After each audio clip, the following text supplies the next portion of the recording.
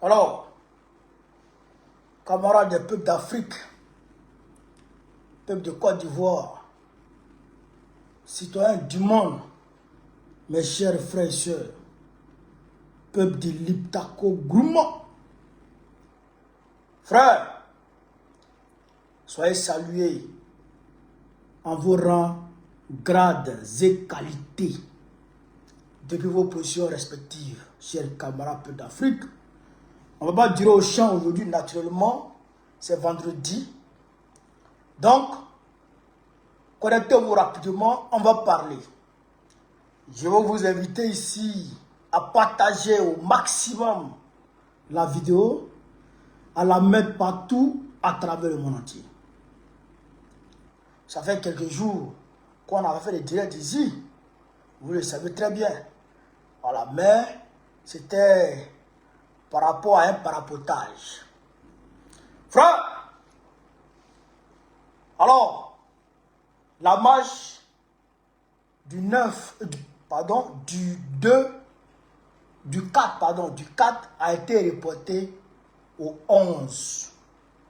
La marche pour la libération de la Côte d'Ivoire, pour la délivrance de la Côte d'Ivoire, qui était initialement prévue le 4, c'est-à-dire demain, a été reporté au 11 avril, je dis avril encore, 11 octobre 2025. Alors, chers camarades d'Afrique, il faut qu'on en parle parce que ça parle beaucoup. Voilà, ça part dans tous les sens, on sent beaucoup de récupération ici et là. Mais nous, on est là pour ça, pour éclairer la lanterne de nos militants et sympathisants et nos amis, je dirais à travers le monde entier.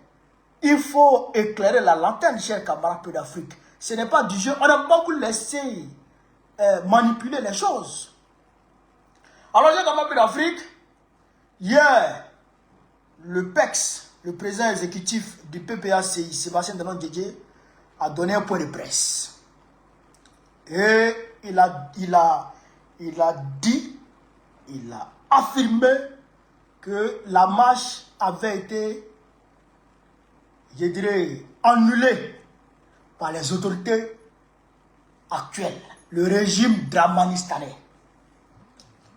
Et donc, le Front commun a pris acte de cette annulation. Mais par contre, le Front commun a décidé de reporter cette marche. Au lieu de l'annuler, le Front commun l'a reporté. Donc déjà, avant même de parler, si quelqu'un dit que la marche du 4 a été annulée, dites-leur, ce n'est pas annulé, c'est reporté. C'est deux mots totalement différents. C'est deux mots qui sont différents. Les RDL, là, ils disent que c'est annulé. Ce n'est pas annulé, c'est reporté. La marche est reportée. Ça, il faut dire ça à tout le monde déjà. Vous avez compris ça? Déjà, c'est déjà. Maintenant, il y a un communiqué. Il y a un communiqué officiel. Après le point de presse de hier, il y a le communiqué officiel qui vient de tomber tout à l'heure. Voilà. Il y a le communiqué officiel du Front commun qui vient de tomber tout à l'heure. Voilà. Je vais vous lire le dernier paragraphe. En conséquence, nous annonçons le report de la marche au samedi 11 octobre 2025 avec les mêmes objectifs. Les mêmes objectifs. Écoutez, nous appelons nos militantes, militants, sympathisants, ainsi que l'ensemble des Ivoiriens, des Ivoiriennes et des Ivoiriens épris de paix, de démocratie et de justice à demeurer mobilisés dans le calme, dans l'attente de cette nouvelle date. C'est clair comme de l'eau de roche. C'est clair comme de l'eau de roche. Mais les gens vont aller tordre le coup à se communiquer là pour dire non, c'est annulé. C'est pas annulé, c'est reporté. S'ils ne comprennent pas français, il faut leur dire qu'annuler là, ça dit c'est fini. C'est-à-dire qu'on laisse tomber. On laisse tomber. Mais reporter là, c'est-à-dire qu'aujourd'hui là, c'était prévu aujourd'hui, mais comme aujourd'hui il y a eu des choses, on reporte à demain. C'est ça le report. Mais elle ne comprend pas français. C'est ça le problème. Vous comprenez ça? Maintenant, avant de décortiquer, je voudrais ici, vous êtes 1200 personnes sur Facebook, vous êtes près de 800 personnes sur TikTok. Je voudrais ici, demain samedi 4, j'appelle l'ensemble des Ivoiriennes et des Ivoiriens, l'ensemble des Africaines et des Africains et tous les citoyens du monde épris de justice, de liberté, à converger vers le siège d'Amnesty International à Paris. Demain, dès 13h. Dès 13h, tout le monde devant Amnesty International demain à Paris. Vous avez compris? Voilà. Donc, ça parle beaucoup. Il y a nos amis, il y a certains de nos amis qui se laissent aller par l'émotion. Il y a certains de nos camarades même et de nos sympathisants qui se laissent aller. J'entends, oh, si l'opposition ne peut pas, il n'aura qu'à quitter. Si l'opposition ne peut pas, il n'aura qu'à quitter. Je voudrais que nous-mêmes là, on se pose une question à nous-mêmes. Il faut t'asseoir un temps soit peu et puis tu réfléchis. Entre moi et puis Babo là-haut, qui veut plus la chute de Draman? Tu te poses la question, tu te regardes comme ça, tu te regardes dans le miroir et puis tu te poses la question. Entre moi qui suis dans le miroir là et puis Babo là-haut, qui veut que Draman tombe? La chute de Draman là, entre moi qui suis dans le miroir là et puis Babo là, ça arrange qui? Il faut te poser ces questions. Et puis il faut te poser ces questions par rapport au président Thiam. Au président Thiam. Et puis tu te poses cette question par rapport au premier ministre Guillaume Soro, à Fingessan et consort. Après encore, tu te poses la question encore. Tu dis, mais si cette lutte échoue là-haut, entre moi et puis Babo là, qui va avoir honte? Tu te poses la question. Tu te regardes dans le miroir, hein, et puis tu te poses la question. Il n'y a pas de ceux qui veulent commenter là, et qui parlent beaucoup là. Regardez-vous dans le miroir, et puis posez-vous la question, entre vous et puis Babo là, si la lutte contre les 4 mandats là échoue là, qui va avoir honte d'abord de vous deux? Qui va avoir honte? Il va vous poser cette question. Et puis posez-vous la question encore, à savoir, entre moi et puis Babo, qui aime la Côte d'Ivoire? Entre moi et puis Babo, qui aime la Côte d'Ivoire? Quand tu regardes le parcours de Babo, le vécu de Babo, la souffrance qu'il a endurée à cause de la Côte d'Ivoire, quand tu regardes tout ça, entre toi et puis Babo, là, qui aime la Côte d'Ivoire? Il faut te poser cette question. Quand tu viens de te poser cette question-là, forcément, tu vas boire de l'eau et tu vas te calmer. Tu vas boire de l'eau et tu vas te calmer. Nous, on dit, Babo dit, il est un homme pacifique. Il n'a jamais pris les armes pour attaquer le pays. Quelle qu'en soit la situation, quelle qu'en soit la souffrance qu'il a endurée, il n'a jamais pris d'armes pour attaquer le pays. Il est pacifique, il est démocrate. Il mène une lutte pacifique et démocratique. Eh bien, il projette une marche dans la légalité la plus absolue. Il fait une déclaration, il donne l'itinéraire, il respecte l'autorité. Eh bien, l'autorité dit non. La marche là ne peut pas se tenir. Et puis en même temps, Babo le pacifique dit, ah, ça ne peut pas se tenir. On va tenir ça bien. Puis Babo engage le bras de fer automatiquement. Les gens qui regardent autour là, vont dire, le gars là, son affaire de pacifiste là, c'est pas trop ça. Hein? Il aurait dû discuter un peu. C'est quand je prends un exemple terre à terre. Toi, tu es venu d'un quartier. Et toi, tu dis à tout le monde au quartier, le chef du quartier, tout le monde dit, ah, moi que vous voyez là, je n'aime pas palabre, hein. Moi, je n'aime pas palabre. Et puis, le premier gars qui te provoque net, tu dis, ah, c'est moi. Viens. Mais les gens du quartier vont dire, ah, tiens, notre gars là dit qu'il n'aime pas palabre, mais...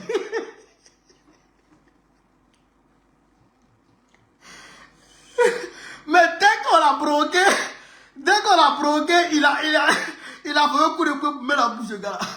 Hein? Les gars vont dire, tiens, toi tu la mère, tu n'aimes pas parler, c'est pas clair. Hein? Parce que, au-delà de la Côte d'Ivoire, il y a des gens qui nous regardent.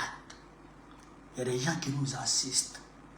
Que ce soit les amis de Ouattara, que ce soit nos amis, mais les gens nous regardent. Toi, tu as dit à tout le monde que tu n'aimes pas palabre. Et puis, dès qu'on dit, tu t'apprêtes à faire palabre. C'est que toi, là, ton affaire de tu n'aimes pas palabre, c'est pas trop clair. Il faut te revoir, oui. C'est pas ça? Donc, pour que les gens comprennent, pour qu'ils soient en harmonie avec sa ligne de pacifiste, il faut que il montre l'exemple. Il faut qu'il montre aux gens qui il est. Le 2, on a dit, on marche à Abidjan Sud, Makori Plateau. Ils ont dit non, on ne marche pas. On a dit bon, on a compris. Le président dit, reportez ça d'une semaine. On a reporté ça d'une semaine. Je dirais, les présidents ont dit, Laurent Gbagbo et puis le président Gbagbo et puis Tcham ont dit, reportez ça d'une semaine. On a reporté ça d'une semaine. Ils ont dit non. Abidjan Sud, c'est pas bon, il faut aller à Yopougon. On est parti à Yopougon. Ça a été spectaculaire, tout le monde a vu. Donc, cette fois, le président dit, reportez ça d'une semaine. Les présidents disent, reportez ça d'une semaine. Et on reporte d'une semaine. Et je vois des gens en train de parler. Non. Il faut vous calmer.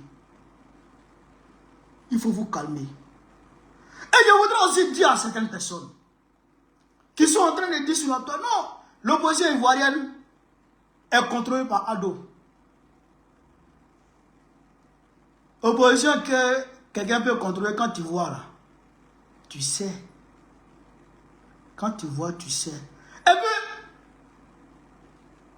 nous, comment des gens peuvent vouloir le pouvoir que nous qui sommes dans le feu? Regardez, prenez mon cas. Prenez mon cas. Mon enfant est à Paris. Mes proches, mes amis sont là-bas. J'avais mon petit Jossi, tranquillement. Persécution.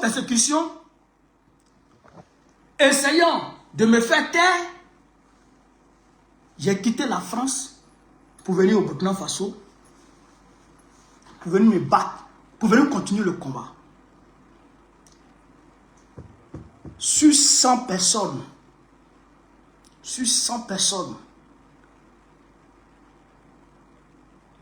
pas plus de 10 personnes peuvent faire ça. Il y a eu même sur 100 personnes, pas plus de 10 personnes peuvent accepter ça. Quitter sa famille, sa petite famille, bon, son enfant, et puis aller quelque part où il n'a jamais commis le pied. Malgré la bonne foi de ceux qui l'accueillent, beaucoup vont réfléchir 1000 fois. Mais au nom du combat, au nom de la lutte, au nom de l'intérêt commun que la Côte d'Ivoire, j'ai dit je m'en vais pour pouvoir continuer le combat, pour pouvoir continuer le combat en toute quiétude. Toi, tu veux vouloir la chute de Ouattara que moi. Toi, tu veux vouloir la chute de Ouattara que moi. Souvent, les Ivoiriens, quand on tombe dans l'émotion, souvent, on s'agit de façon là. Réveillez-vous. Réveillez-vous. Mettez-vous en mode de bataille. Mettez-vous en mode de bataille. Et je voudrais vous dire, pour finir, on est 1000 personnes sur TikTok, 1400 personnes sur Facebook. Pour finir, je voudrais vous dire, écoutez-moi très bien. C'est parce que je ne vais pas parler au nom du président. Voilà, c'est parce que je ne vais pas parler au nom du président. Mais, je vous dis, je vous assure, je vous confirme qu'il n'y aura point de report concernant la marche du 11. Il n'y aura point de report pour la marche du 11. La marche du 11 aura bel et bien lieu. N'en déplaise à qui que ce soit. N'en déplaise à Draman Ouattara. N'en déplaise à Emmanuel Macron.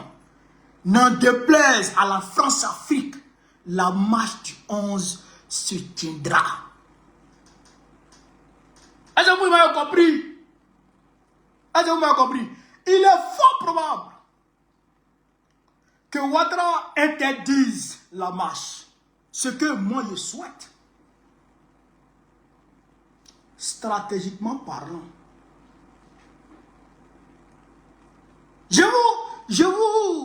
Je reviens un peu dans le temps pour vous expliquer en 2 minutes ce qui s'est passé au Sénégal.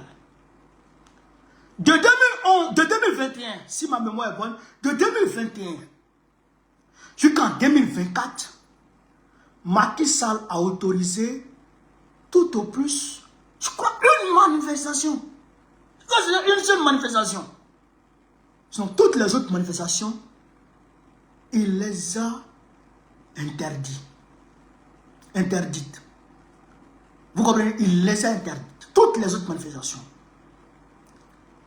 Mais la seule manifestation qui a été autorisée, c'est dans cette seule manifestation où il n'y a pas eu de blessés, ni de morts, ni de casses enregistrées.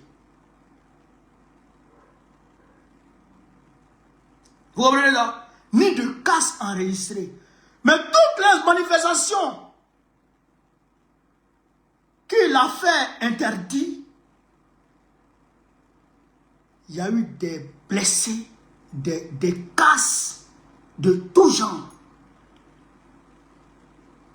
Vous comprenez ça? Toutes les manifestations qui ont été interdites au Sénégal de 2021 à 2011, il y a eu des cas de... Il y a eu des cas de vandalisme. Vous comprenez? Ça veut dire quoi? Ça veut dire que si tu autorises une manifestation, eh bien, peut-être qu'il n'y aura pas de problème. Mais si tu interdis et que le peuple sort et que tu dresses les forces de l'ordre contre le peuple et qu'il y a affrontement, c'est là qu'il peut y avoir des dérives et qu'il peut y avoir chez Cabra Peu d'Afrique, il peut y avoir le feu. Et ce qui se passe actuellement en Madagascar, le président Rajoelina a interdit les marches. Mais le peuple est actuellement en train de tout brûler. Il pourchasse les manifestants et les policiers. Il pourchasse les policiers. Vous voyez là? Le président lui-même, il a été obligé de dissoudre son gouvernement. Actuellement, lui-même, il est sur le point de démissionner. C'est le feu. C'est le feu. Donc, c'est Ouattara, comme le karma est fort et qu'aujourd'hui, autour de lui, on ne chante que ses louanges. On l'encense. On le fait passer pour un Dieu sur terre. Il va s'hasarder à interdire la marche du 11. Or que pour rien au monde, nous allons reculer pour la marche du 11. Nous allons sortir. À coup sûr. Après, c'est-à-dire que enlevez de vos têtes toute éventualité de report de la marche du 11. C'est-à-dire que débarrassez-vous de tout concernant la marche du 11. Débarrassez-vous de tout doute, débarrassez-vous de toute éventualité de report. Enlevez tout ça de vos têtes. Préparez-vous comme vous pouvez vous préparer pour la marche du 11. Si vous pouvez aller au village, allez vous laver, allez vous dire, allez prendre les derniers cathares, frère, du vieux, allez-y chercher. Et puis venez vous apprêter pour la marche du 11. Si vous pouvez aller dans les marigots, vous pouvez aller dans les églises, vous pouvez aller dans les mosquées, vous pouvez faire des prières ou des jeûnes. Pour la marche du 11, préparez-vous pour la marche du 11. Parce qu'il n'y aura point de report. Il n'y aura point de report. La marche du 11 aura bel et bien lieu. Allez dire ça à tout le monde.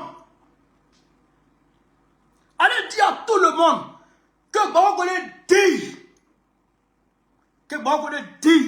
que la marche du 11 aura bel et bien lieu. N'en déplaise à qui que ce soit. Parce que, chers camarades, écoutez très bien, et c'est là qu'il est fini.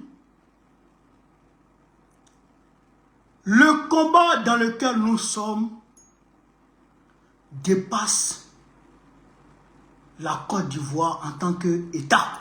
C'est ici, merci. Pour ceux qui vont tomber sur cette vidéo, c'est la suite de la vidéo précédente. Facebook notamment, et YouTube peut-être. Voilà, c'est la suite de la vidéo précédente. Donc, je vous remercie, vous êtes resté 300 personnes, on était 1000 personnes, moi 300 personnes. TikTok, merci. J'ai eu un problème avec mon compteur, donc il me fallait très rapidement régler ça. Donc, en 5 minutes, je vais terminer. Je disais tantôt que le combat que nous menons dépasse la Côte d'Ivoire en tant qu'État.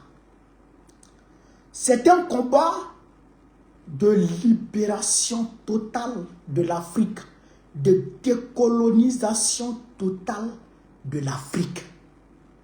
Vous comprenez? Voyez-vous, chers camarades, le fait que la Côte d'Ivoire soit sous la gouvernance d'Alassane Dramane Ouattara, elle permet aujourd'hui à Emmanuel Macron de s'en servir comme base arrière pour déstabiliser les pays de l'AES. Les terroristes vivent en Côte d'Ivoire. Les terroristes sont engraissés par l'argent du contribuable ivoirien. Les terroristes sont hébergés, sont nourris, sont blanchis. On leur donne gîte et couvert en Côte d'Ivoire pour pouvoir attaquer les pays de l'AES. Il ne serait que pour ça seulement, les peuples africains de Côte d'Ivoire doivent se lever ensemble pour dégager Alassane Dramane Ouattara. Pour ça seulement, c'est que cette cause-là seulement suffit aux peuples africains de Côte d'Ivoire de se lever pour chasser Alassane Dramane Ouattara, afin que la Côte d'Ivoire appartienne aux Ivoiriens et aux Africains, pour qu'ensemble, dans la sous-région, nous puissions nous mettre ensemble dans une confédération d'abord et ensuite dans une fédération pour que l'Afrique puisse peser dans le Conseil des Nations. Vous comprenez ça? Ça seulement, ça suffit. Mais quand tu ajoutes à ça la dictature rampante d'Alassane Dramane Ouattara contre le peuple de Côte d'Ivoire, l'oppression inimaginable, déshumanisante d'Alassane Dramane Ouattara contre le peuple de Côte d'Ivoire, on va trouver des gens qui ont transpiré, qui ont travaillé à la sueur de leur front, construit des maisons sur lesquelles ils comptent pour nourrir leur famille, scolariser les enfants, s'occuper de leur famille. On va du jour au lendemain rendre ces personnes-là SDF dans leur propre pays. C'est des personnes sans abri dans leur propre pays. Frère, ça doit révolter. Et quand tu ajoutes à cela l'insolence ignoble d'Alassane Dramane Ouattara,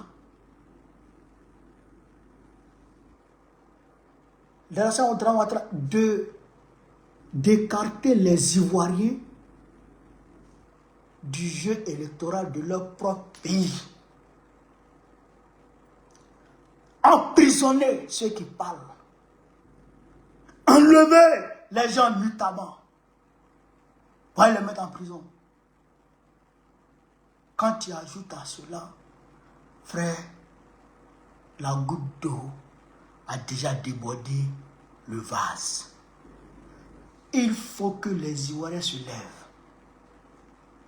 Personne n'a besoin de nous dire ça. Je voudrais dire ça déjà à nos amis. Personne n'a besoin de nous dire ça. Nous sommes conscients que les Ivoiriens doivent se lever. Et en plus des Ivoiriens, tous les peuples africains qui sont solidaires des Ivoiriens et qui subissent la collaboration d'Alassane Dramane Ouattara avec l'Occident doivent aussi, d'une manière directe ou indirecte, soutenir le peuple de Côte d'Ivoire de sa lutte. Ça, je lui dis. Mais il faut que le peuple de Côte d'Ivoire prenne le devant des choses. Quand quelqu'un lave ton dos, il faut t'arranger toi-même à laver ton ventre. Vous comprenez ça? Donc ça, je voudrais dire ça aux Ivoiriens. Vous comprenez? Donc le 11, soyez sans crainte. Soyez sans crainte. Nous allons sortir. Nous allons marcher. Contre vents et marées, nous allons manifester. Nous allons sortir, nous allons marcher. Et il faut que chacun se prépare. Et il faut que chacun mette dans sa tête qu'il se pourrait que Dramane interdise la marche. Et même, malgré l'interdiction de Dramane, s'il arrivait qu'il interdise, et à coup sûr, il va interdire, malgré cette interdiction, il faut que le peuple de Côte d'Ivoire soit capable de sortir et de s'exprimer. C'est ce que je voulais vous dire, chers camarades peu d'Afrique. J'espère que je me suis bien comprendre. J'espère que mes propos ne sont pas tombés dans les oreilles de sourds. Donc, voilà ce que je voulais vous dire, chers camarades peu d'Afrique. Continuez à partager la vidéo. Mettez-la partout à travers le monde. Sur ce, vive l'Afrique libre. Vive le panafricanisme. Vive tous les présidents panafricains. Vive l'AES. Vive la révolution ivoirienne. Vive la révolution ivoirienne. Vive la révolution ivoirienne. Gbagbo, président de Côte d'Ivoire, très prochainement, Inch'Allah. On est ensemble, les gars. Merci à tout le monde. Donc, vous avez dit quel conseil j'ai donné à Alassane Ouattara. Le conseil que j'ai à lui donner, c'est de ne pas faire de 4e mandat. parce que le quatrième... Là, je crois même pas. Il faut pas faire de troisième mandat ou de quatrième mandat. Il faut rentrer par là. Parce que déjà, on a des exemples, ceux qui ont fait les troisième mandats, ceux qui ont tenté des choses, on sait ce qui est arrivé. Donc, je pense que si j'ai un conseil à leur donner, c'est de commencer à préparer les valises pour partir et puis laisser la place à d'autres personnes. C'est le conseil. Attrapez-le. Qu'est-ce Il y a un bon...